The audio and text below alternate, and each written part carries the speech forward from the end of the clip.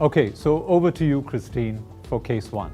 Case one is a 15-year-old boy, and he's mid-teens, and he has had wheezing episodes since he was around preschool age and just prior to starting school.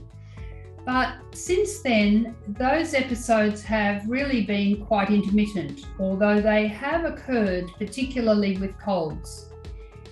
In between times, he has seemed to be fairly well controlled in terms of not being troubled by a lot of wheezing. And in general, because these events have been associated with viral respiratory infections, he's actually tended to have those more frequently during the winter and spring. And so he has taken inhaled steroids during that time over a sort of 6-month period every year. He's never actually, though, managed to be off inhaled steroids for more than a year at a time. So he has these episodes triggered by viral infections. He can have some months off inhaled corticosteroids, particularly the summer months, but then he tends to become more symptomatic again the moment he has another cold, and that tends to occur in the autumn, winter, spring time. He's physically very active, and he started now to experience more wheeze and chest tightness when he's training for soccer. So this is a change insofar as he previously has tended only to wheeze in association with an active cold, but now he's actually starting to develop some exercise-induced symptoms. And these are most obvious to him, particularly when he's training in rather cooler air in the afternoons after school, and also if he's running in the mornings, which he now does to stay fit for soccer. He's taking an inhaled corticosteroids, 160 micrograms per puff of seclesinide, and he manages to take this most mornings.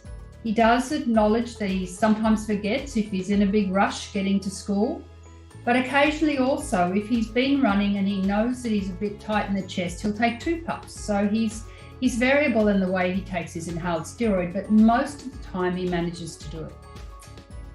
However, he still needs to premedicate with salbutamol, and this mostly prevents exercise-induced bronchoconstriction.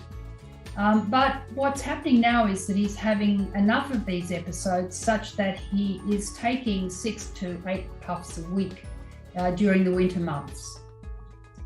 Other than this, he's currently very well, and his mum has come along asking for another salbutamol prescription, so that they're tending to run out of salbutamol because he's taking it more often. He's got one in his sports bag, he's got one at home, he's got one in his locker at school, and she would like a script for some more salbutamol. Thanks, Christine. This is a difficult age group, right? 15. I mean, it's somewhere between pediatric and adult. They tend to get neglected. I find it a bit of a challenge sometimes. I find very normal spirometries in this age group. So what would be the tests you would do for such a patient when they come in? Or, they've obviously been referred from the primary care physician who is not clear what to do. And is there a lot of tests that you would need here? There's not necessarily a lot of tests that you need at this point, but you do need some essential tests. And I think that understanding what is essential at this point of time is probably the crucial thing. And to my mind, it needs to be the case that you investigate Ben a little further before you instantly give the mum what she has come to ask for. And it would concern me very much that he's using this much salbutamol during the week, even though it is mostly to prevent exercise-induced symptoms. But what it's telling me is that he is experiencing these symptoms, even though he tells me also that he takes his seclesinide fairly regularly. So it seems that despite the fact he's taking a preventer medication fairly regularly, on average about 5 days a week, and he often takes 2 puffs of this, a very decent dose of seclesinide, when he is training or a bit aware of some chest tightness, he's still getting breakthrough symptoms. So I think this salbutamol dosing is telling me that he's not optimally controlled. So I would like to know a bit more about his control, and I can do a very simple assessment of that in asking him more about his symptoms and really doing the equivalent of an asthma control test with him, or an asthma control questionnaire. So I would ask him about whether he's using salbutamol at any other time of the week, in any other circumstances. Is he actually missing out on some activities that he'd like to do because he's getting wheezing and chest tightness? Does he feel he's playing his best possible football despite the fact he's getting these symptoms and taking salbutamol? Is he missing any time from school or work? Has he had to have any unscheduled visits? Is he waking at night at all? Has he woken at night in the last week to 2 weeks? And that information will give me a very good idea of his asthma control, along with the symptoms that he's volunteered. But I also need to know his lung function. I need to know, is he actually now experiencing some airflow limitation if he doesn't take salbutamol? So is his pre-bronchodilator spirometry perhaps not optimal, even though he may still be able to achieve post-bronchodilator results that are very good? So I would want to know his spirometry. And I would also like to know, does he have other risk factors for more persistent asthma? I'd like to know whether he's atopic, what his skin test results are, and I'd ask him about other allergen exposure and whether or not there's a cat or dog at home. Issues like that might help me to know, is this now more persistent asthma and not simply related to having a cold, the winter time, a bit of exercise-induced asthma. I think it's most important that we don't assume that. Mentioned he was using SABA 6 to 8 times a week. Now, would you look at that very strongly as an assessment of his asthma control, or do you think he could also use cyclesonide? Because there has been data of using an inhaled steroid to prevent exercise-induced asthma, as well as the SABA. So this boy was obviously using the SABA. And how do you read that information?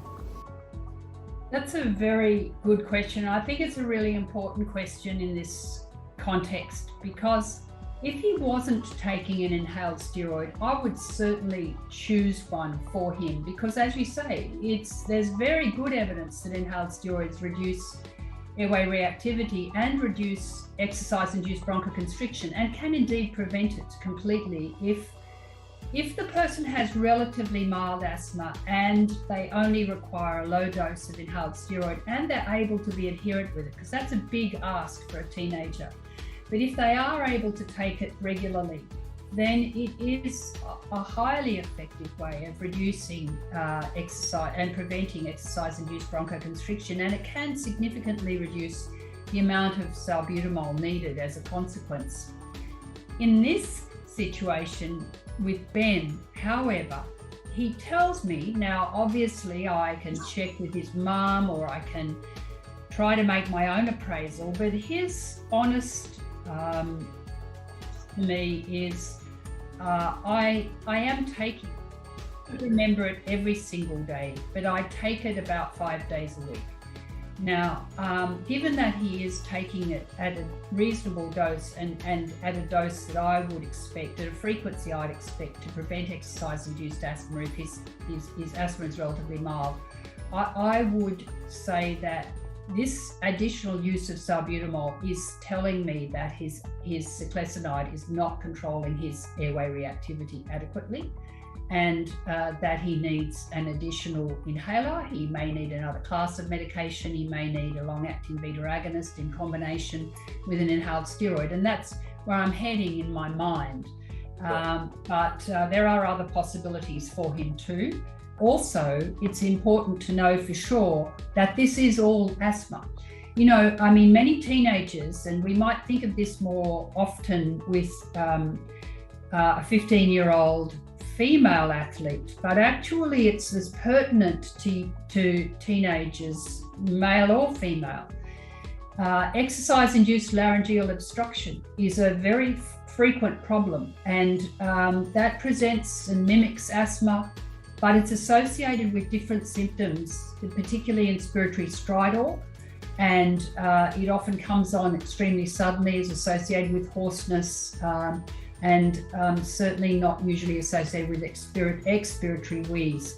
So, there are other symptom complexes and syndromes, including, as Christopher also mentioned, just loss of fitness or inability to keep up with his mates. It could be causing his breathlessness. So that's another strong argument for investigating him further. Sure. But assuming you said 6 to 8 doses in a week, and he didn't want to take anything more, would that be acceptable, Christine? Not in my mind, it wouldn't be acceptable, and not according to the guidelines. 6 to 8 puffs a week is a very significant intake of salbutamol, and it exceeds the 1 or 2 canisters a year that we should regard as the absolute maximum for the relief of symptoms. So it's telling me that his asthma is not well enough controlled. And Christine, what are our options here?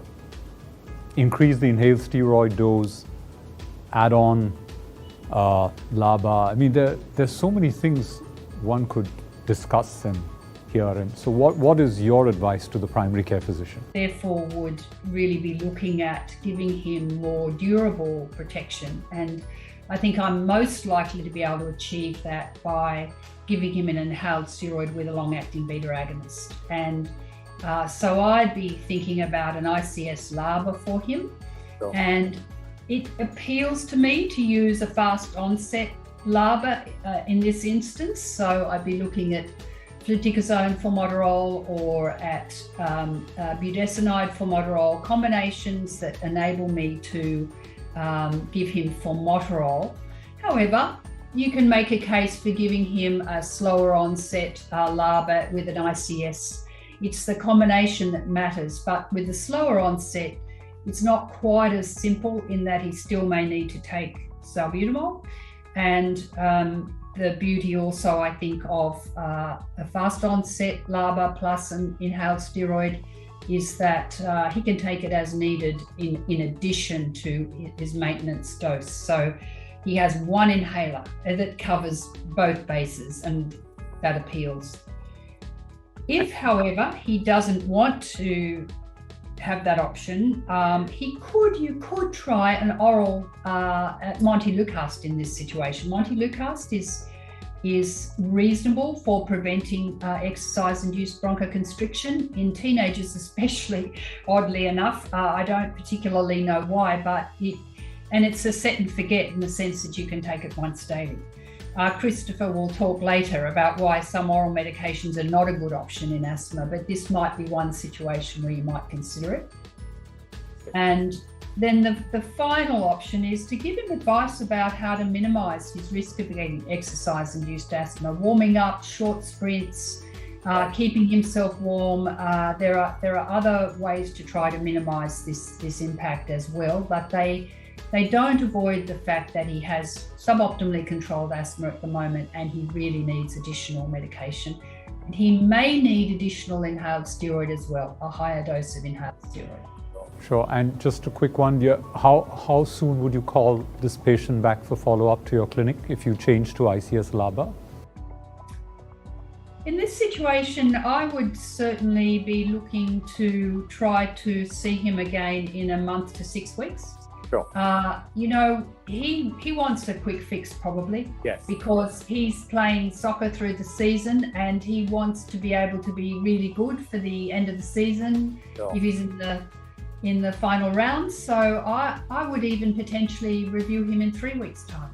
This is an ideal situation where you get him back, he's motivated, you show an interest in what's going to happen for him, and I think 3 weeks would be a perfectly acceptable time to review him in primary care. Sure. And a final comment on weight gain.